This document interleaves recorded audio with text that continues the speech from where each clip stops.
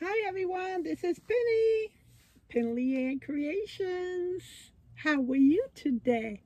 I hope you are having a beautiful day. Everyone, let's get started on this tip. This tip today will cover,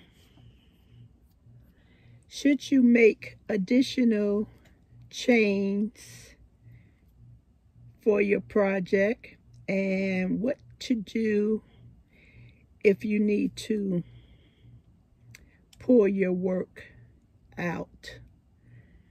I know some of you use that frog work. So what are some of the time saving, or what is a time saving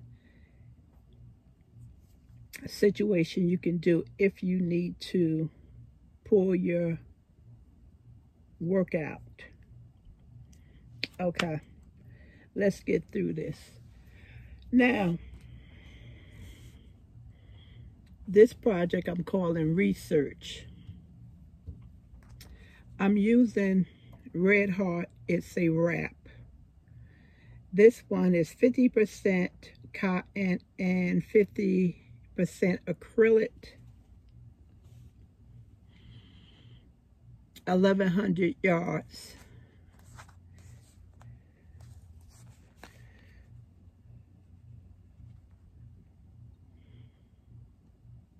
Documentary, I guess that's what it is. Weird. Is that the name? I guess so. I'm not, there we go. Okay, that's what I'm using, and it's a super fine #1.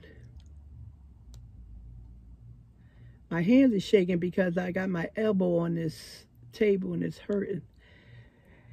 And the crochet needle suggested 3.25, and the knit and crochet hook 3.25, and the knit needle 2.75. So that's what I use for this project. Now, had I would have did this project and worsted, you would have different thoughts and feelings. So with that being said, let's get into, let's deal with, should you or shouldn't you chain more chains than the pattern calls for. Okay, so if you notice, I have an extremely long chain. I even looped it a couple of times because it was getting in my way. My intention was to make this really long, and it was going to be maybe 120 stitches, because this is informing you about how much work we put into our knitting. And if you do not count this correctly, most likely, not all the time, you may run into a problem at the end. When you're doing your foundation chain, you may find out when you get to the end of your work, you may not have, this is the end over here, you may not have the number amount suggested. Sometimes you need to have 1 stitch available, and you may have 2, or you may not even have 1, and you're saying, well, what do? I miscounted, so I have to start all over. That's easy if you're dealing with 30 chains, 40 chains. But when you get into the hundreds, 100, 150, 200, 250, that's a hard pill to swallow when you finish your foundation chain and you get to the end and you realize you didn't count correctly and you have to start all over. Especially when you're dealing with a #1, a super fine yarn, because as you know, this takes a little longer to crochet. Now, if this is worsted, of course, you know it'll go through a lot quicker. And if it is worsted, who wants to chain 150 or 220 chains and have to take that out? No one. So what helps me, if I have to count that high, maybe every 20 chains, I'll put a mark on a piece of paper and it'll represent 20. So 5 marks will give me 100. 10 marks will give me 200 chains. So that's how I keep a track if I have to make a long chain. And I always add a couple of more stitches just in case I didn't count to 20 correctly all those times. So no one wants to have to pull out a foundation row, especially when it's fine. This is fine. And when you dealing in the back bump, as I like to crochet,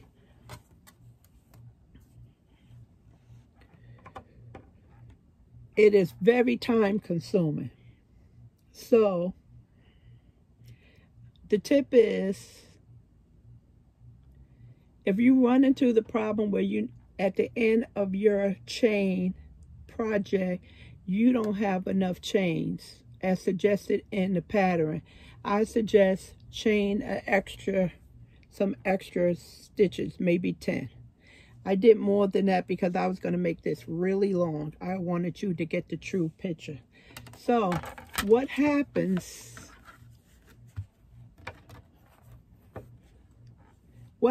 to this long piece of yarn?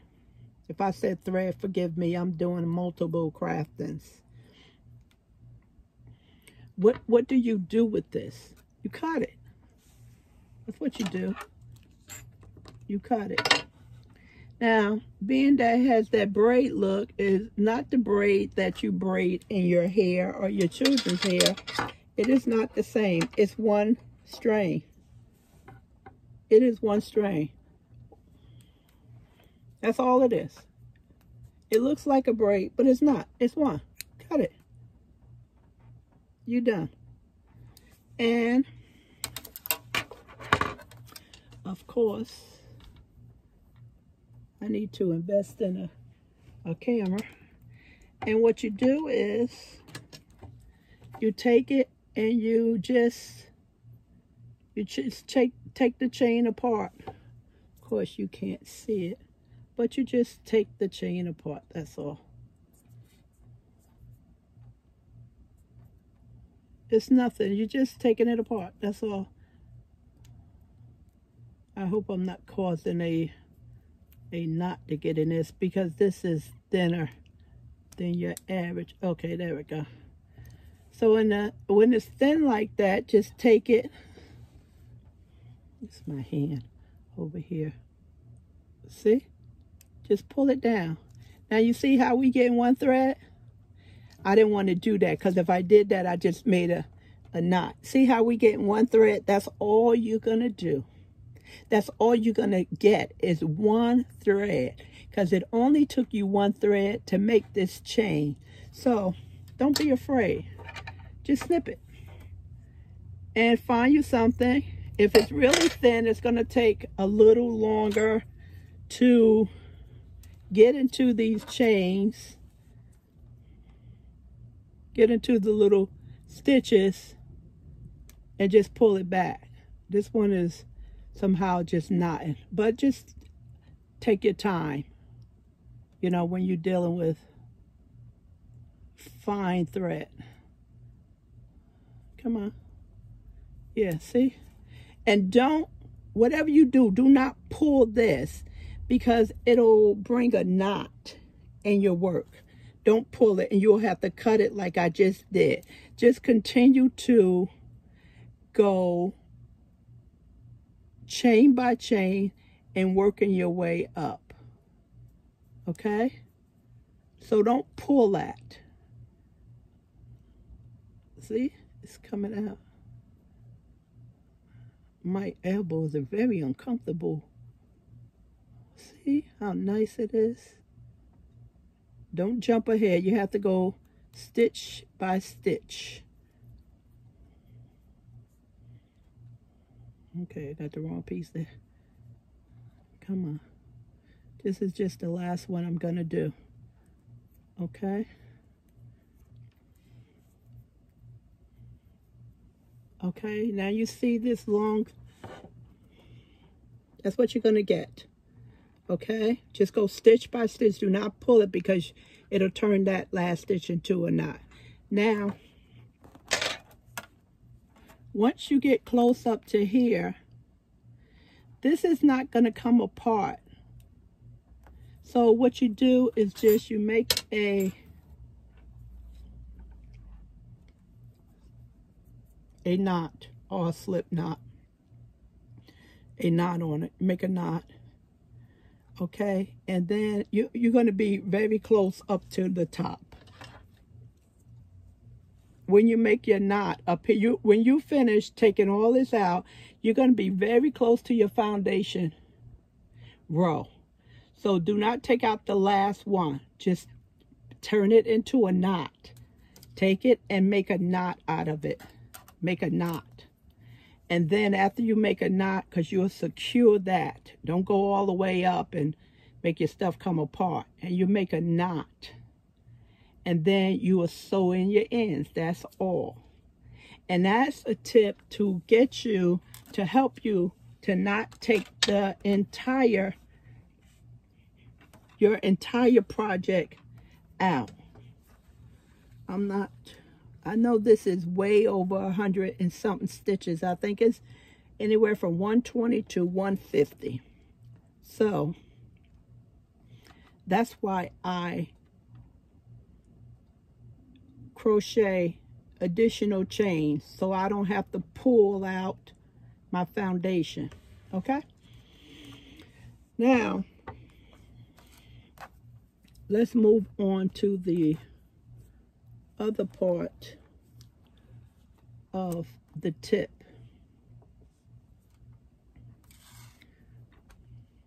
Bear with me. I don't even know if you're going to be able to pick this up. Okay. Bear with me 1 second. I have to find my errors.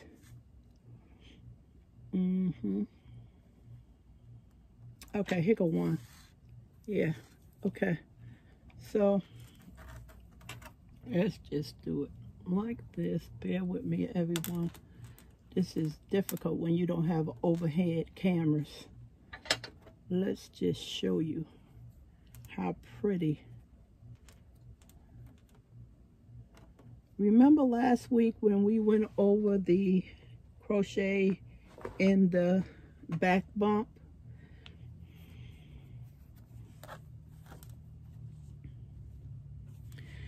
I just want you to look at this foundation row. Okay, I think you can look at this foundation row down here.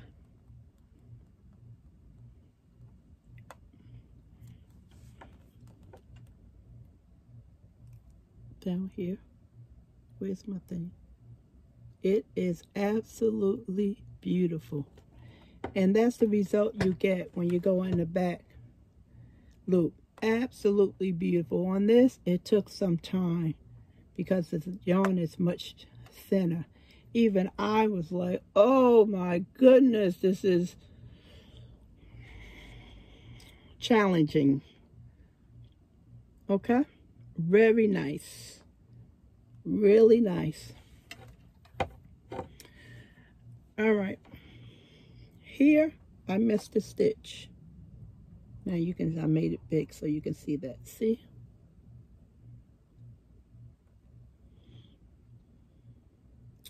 What would you do in this instance? In this instance, I would say, hey, that's for me. You know, a Persian rug is not perfect. So, I'm not starting all this over. from here to there. And of course that foundation row took a long time to get that. And I'm like, no, I'm not starting that over. You have to remember, this is a size 1. This is not worsted, a 1. So of course, this is about maybe 2 hours worth of work here, not 20 minutes. So that's what I would say. Maybe you would be like, nope, a mistake, even though it's for me, I'm taking it out. Okay, let's deal with the person that says, okay, it's only one mistake. I'm not taking it out. Let's find the other one. You may not be able to see this one because it didn't show up as I planned like that one. I put 2 other mistakes in here. Here we go, right here. You probably cannot see this. Okay, let me just get it. Get it. It's very, here go the first one. That's the first one. Where that big hole is. It's hard to do this. And then we have a second one right there. Now you're still willing to accept this. And then I have a third one I did somewhere close in here, okay? And if you look, and if being that you, maybe it could be on the other side too, because I stretched them, I made the errors. That's the one. Okay, so you get the understanding of it. I don't need to show you. Okay, here we go, right here. This is a bigger one too. So it's 3, and they pretty noticeable.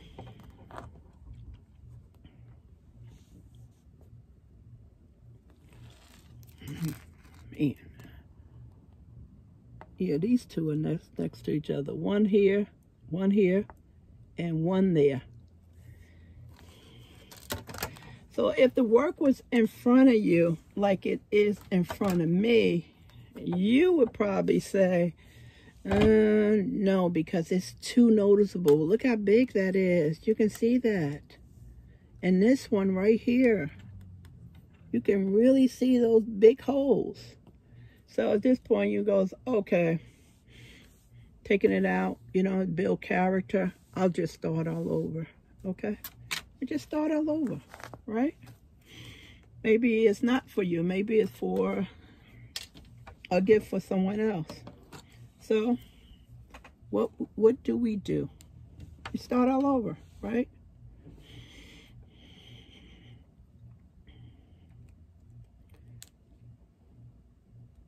Take the stitch holder or the stitch marker out, right? And we start taking it apart. And you have to be careful with this because it's a 1. And I notice it's, okay, oh, we take it out. Take it out. But first thing, what we should do before we take it out, we should just take it and cut it from the cake, okay? Because we need to wrap that in a ball, right? That's what we need to do. We need to get all of this out, and we need to put this in a ball. This is going to take some time because we have to make sure it doesn't tangle. And so far, this yarn is pretty good. It just gave me a problem when I was taking it out of the chain. It's not jamming at all. Okay, stop. That's enough. That's not what we should be doing. Look at this. This is not what we should be doing. If you can see this yarn, you will notice that this yarn has already been crocheted. So it's slightly stretched. stressed. S-T-R-E-S-S-E-D, stressed. It's okay. You know, it's still okay. You know, has some dents in there from when I crocheted it.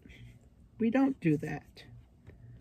And then the reason why we don't do that, because we stress the yarn. So after, if I wouldn't have stopped and I would have continued to take this out, what I would have had to do, I would have had to start making a ball. There we go. Make the ball. Make the ball. Make the ball.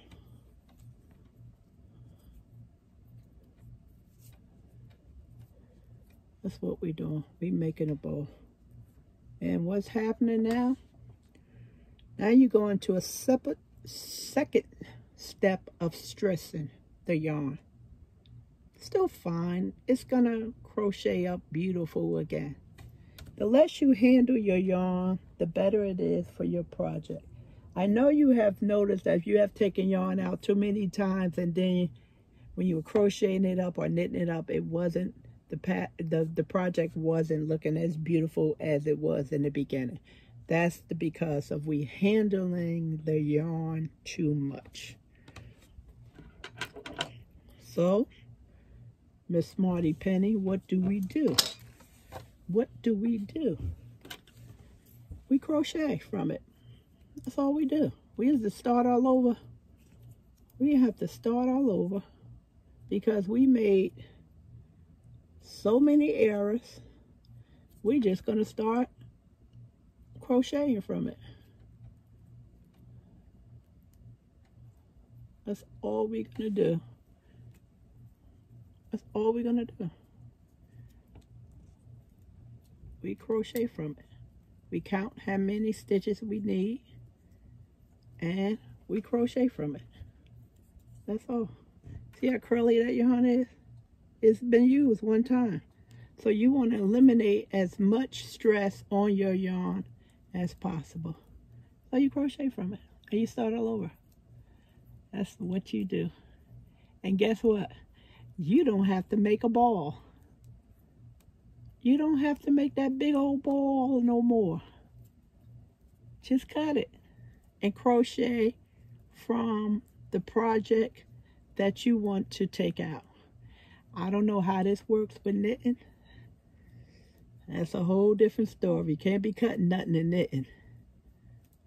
That's all you'd have to do. Okay? That's it, everyone. I hope that this tip finds you well, or these tips find you well, and I've saved you some time. With that, thanks everyone. Appreciate you. Talk to you soon. Bye. Don't forget the thumbs up.